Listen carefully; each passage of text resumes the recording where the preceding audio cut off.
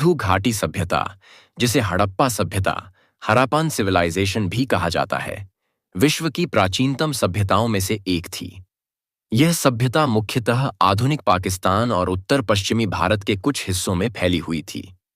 इसका विकास लगभग 2500 ईसा पूर्व में हुआ था और यह लगभग 1900 ईसा पूर्व तक फली फूली। यह सभ्यता अपनी उत्कृष्ट नगर योजना, वास्तुकला, वैज्ञानिक दृष्टिकोण, व्यापारिक कुशलता और सामाजिक व्यवस्था के लिए जानी जाती है। स्थल और विस्तार।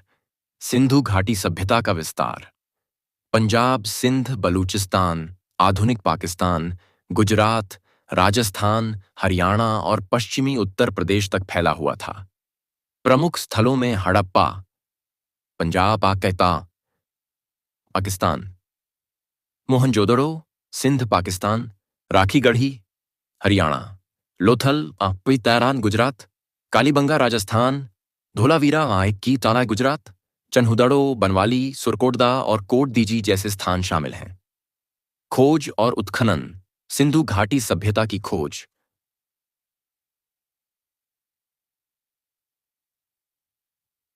20 के दशक में हुई थी। सर्वप्रथम 1921 में हड़प्पा की खोज दयाराम साहनी ने की और 1922 में मोहनजोदड़ो की खोज आर पार डी की बनर्जी ने की। इसके बाद कई अन्य स्थलों की भी खोज और उत्खनन हुआ, जिससे इस सभ्यता की व्यापकता और समृद्धि का अनुमान लगाया जा सका। नगर योजना और वास्तुकला। सिंधु सभ्यता की सबसे बड़ी विशेषता उसकी उत्कृष्ट नगर योजना है। नगरों को पूर्व से पश्चिम और उत्तर से दक्षिण की दिशा में वर्गाकार रूप में बसाया गया था।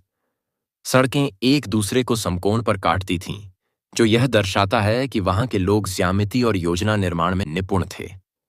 घरों का निर्माण ईंटों से किया जाता था। ये ईंटें एक समान आकार की होती थीं, जो मानकीकरण को दर्शाती हैं। अधिकांश घरों में एक आंगन, कमरे, स्नानघर और पानी की निकासी की उचित व्यवस्था होती थी। नगरों में अंडरग्राउंड नालियां होती थीं, जो साफ सफाई और जल निकासी प्रणाली की उन्नति को दर्शाती हैं। मोहनजोदड़ो का विशाल स्नानागार। ग्रेट पकारखेड़वाटी। मोहनजोदड़ो में पाया गया विशाल स्नानागार इस सभ्यता की वास्तुकला का श्रेष्ठ उदाहरण है। यह ईंटों से निर्मित एक आयताकार जलाशय था, जिसके किनारों पर स्नान के लिए सीढ़ियां थीं। जल निकासी की उन्नत व्यवस्था भी थी। इसे धार्मिक या सामाजिक अनुष्ठानों में प्रयोग किया जाता था। आर्थिक व्यवस्था। सिंधु घाटी की अर्थव्यवस्था मुख्यतः कृषि, पशुपालन, व्यापार, शिल्पकला और उद्योग पर आधारित थी। कृषि। सिंधु सभ्यता के लोग गेहूं, जौ, तिल, कपास आदि की खेती करते थे। वे नहरों और कृत्रिम जलाशयों की सहायता से सिंचाई करते थे। कपास की खेती करने वाले ये विश्व के पहले लोग माने जाते हैं। पशुपालन में गाय, बैल, भेड़, बकरी, सूअर और हाथियों का पालन करते थे। व्यापार। इस सभ्यता के लोग आंतरिक और बाह्य व्यापार में निपुण थे। उन्होंने मेसोपोटामिया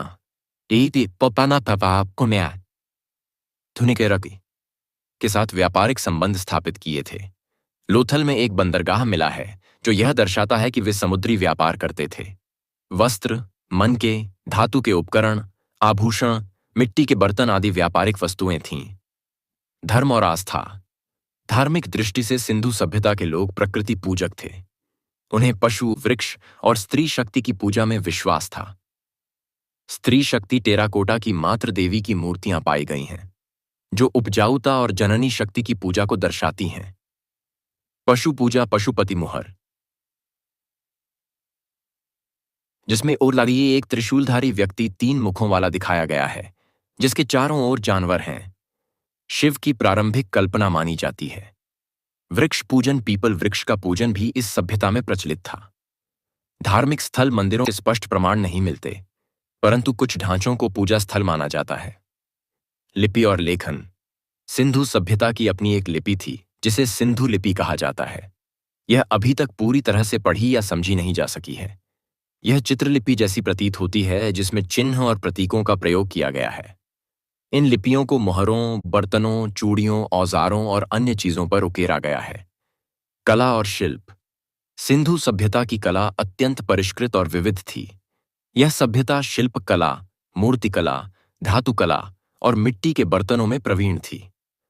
नृत्य करती युवती, डांसिंग गर्ल कांस्य से बनी एक छोटी सी मूर्ति जो नृत्य मुद्रा में है, कला की उत्कृष्टता को दर्शाती है।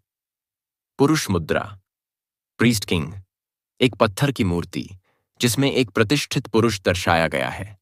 यह मूर्ति मोहनजोदड़ो से प्राप्त हुई है।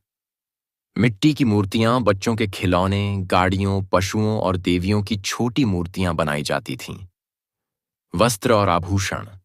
सिंधु सभ्यता के लोग वस्त्र और आभूषण पहनने में रुचि रखते थे। महिलाएं हार, चूड़ियां, कंगन, झुमके आदि पहनती थीं। पुरुष भी बाजूबंद, हार और अंगूठियां पहनते थे। आभूषण बनाने में तांबा, चांदी, स्वर्ण, पत्थर और मनकों का प्रयोग होता था।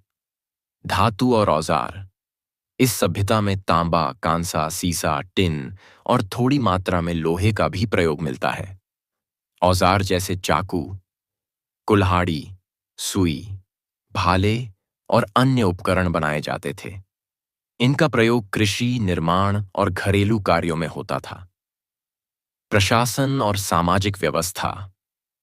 सिंधु सभ्यता की सामाजिक व्यवस्था सुव्यवस्थित और सुसंगठित थी।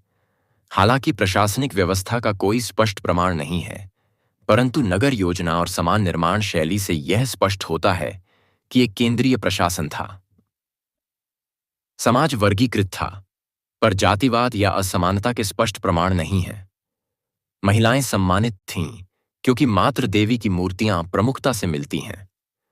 व्यापारियों, कारीगरों, कृषकों और पुरोहितों की अपनी भूमिकाएं थीं। पतन के कारण। सिंधु घाटी सभ्यता का पतन लगभग 1900 ईसा पूर्व में हुआ। इसके पतन के प्रमुख कारणों के बारे में विभिन्न सिद्धांत हैं। प्राकृतिक आपदाएं, बार बार की बाढ़ें या भूकंप नगरों को नष्ट कर सकती थीं। नदी मार्गों का परिवर्तन जैसे घग्घर हकरा नदी का सूख जाना।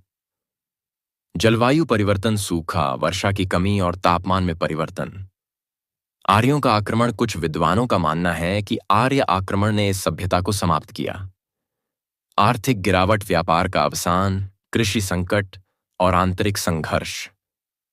हालांकि आधुनिक शोध आर्य आक्रमण सिद्धांत को कम महत्व देते हैं और पर्यावरणीय कारणों को प्राथमिक मानते हैं।